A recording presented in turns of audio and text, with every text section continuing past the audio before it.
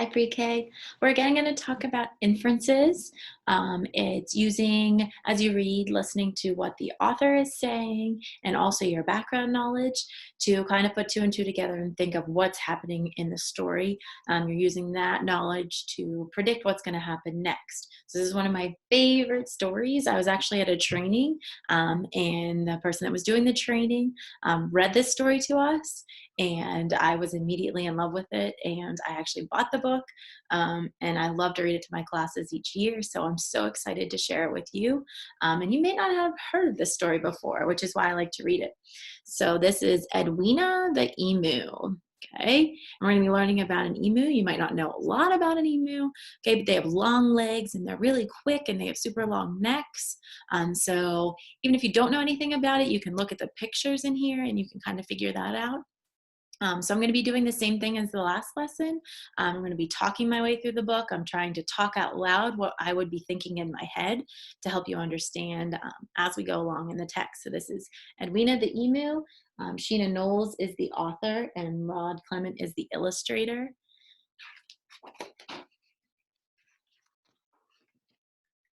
Edwina the Emu.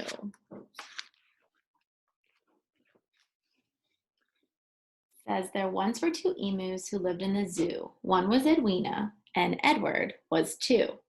They played every day, there was never a fight, and they cuddled up close to keep warm every night. As they sat there one day, entwining their legs, Edwina announced she'd laid 10 eggs. So we have Edward and Edwina, the emus, okay, and we're going to predict and think about Edwina just told Edward that she laid 10 eggs. So we're going to predict what do you think his reaction is going to be. And I think he's going to be happy. Looking by his face, it looks like he is happy, and so is Edwina. Let's turn the page and see if our prediction was right. Yeek, shouted Edward. He seems to be joking. 10 little emus? You've got to be joking. I'm not, said Edwina, but don't get depressed. I'll look for a job. You stay on the nest. Okay, so Edward was shocked. He actually was, I'm sure he's happy, but he was shocked. Maybe shocked that there are 10. Maybe he wasn't expecting it. So he was shocked. So we're going to think about what job an emu would be good at. Okay, and I said, just looking by the pictures, if you know anything about an emu, they have really long legs. So I said a good job might be for him to be a runner, to run a race, to play a sport, something that he would need to be running and running fast at. So that's what I'm going to think. So Edwina said she was going to go and find a job. So let's see if Mrs. Uphouse's prediction or inference is right. An ad in the paper said dance the ballet. If you've got the legs, we're willing to pay. Great, said Edwina. That would be fine. I'll hop on a bus and I'll be there at 9.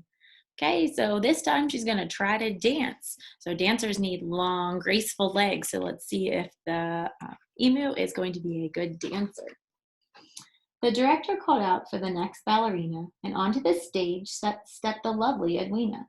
She whirled and she waltzed, she twirled and she leapt, and then she twisted her legs in a grand pirouette. So far, so good. Yeek, the man shouted. He seems to be choking. An emu dancing ballet? You've got to be joking. I'm not, said Edwina, but don't laugh at me. I'll find the right job soon.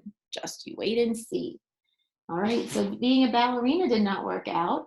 Since she has a long neck, maybe she could use that neck to reach things. Maybe she could pick fruits from a tree, or maybe she could stock the shelves way up at the top at the grocery store. Let's see what job she thinks she can do next. An ad in the paper said chimneys to sweep. Stick your neck out and you could make a heap. I will, said Edwina. Now that will be fun. I'll hop on a bus and I'll be there by 1. So she's going to try to clean out some chimneys. Up on the roof, the wind whistled about. I'm ready, the lady below shouted. I'll be just a minute, Edwina called back. Then she pushed till she popped through, bristled and black. Think she's going to be good at this job? Yeek, said the lady. She seemed to be choking. An emu sweeping chimneys? You've got to be joking. I'm not, said Edwina, but don't laugh at me. I'll find the right job soon. Just you wait and see. That one didn't work out either.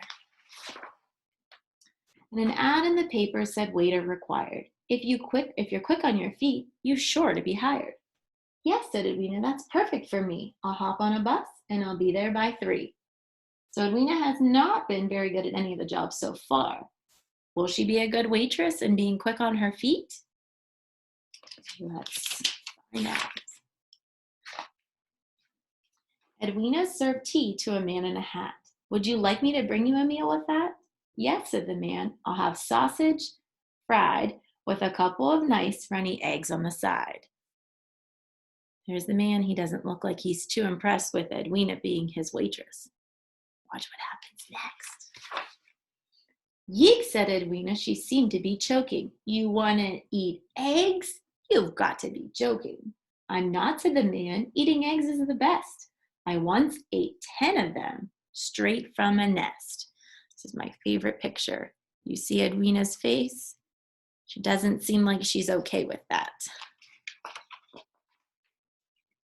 Edwina ran out. She ran to the street. It was true when she said she was quick on her feet. Taxi, she cried. Take me home. Make it fast. I know what the right job for me is at last. So what job does a bird have who lays eggs? The mother bird sits on the eggs to keep them warm. So do you think Edwina had finally realized that that's the right job for her? I'm starting to think so. It was late when Edwina got back to the nest. You're late, muttered Edward, and I need a rest. You're right, said Edwina. From now on we share. I'll sit on the nest, so pull up a chair. There once were 12 emus who lived in the zoo. One was Edwina, and Edward was 2. Then Fluffy, and Scruffy, and Sniffly Sneeze, and Fatty, and Footloose, and Knobbly Knees, and Lollipop Legs, and Shortening and Squeak, and the last little emu, they called that one Eek. I hope you enjoyed this story just as much as I did reading with you. Stay tuned for our next lesson. Bye.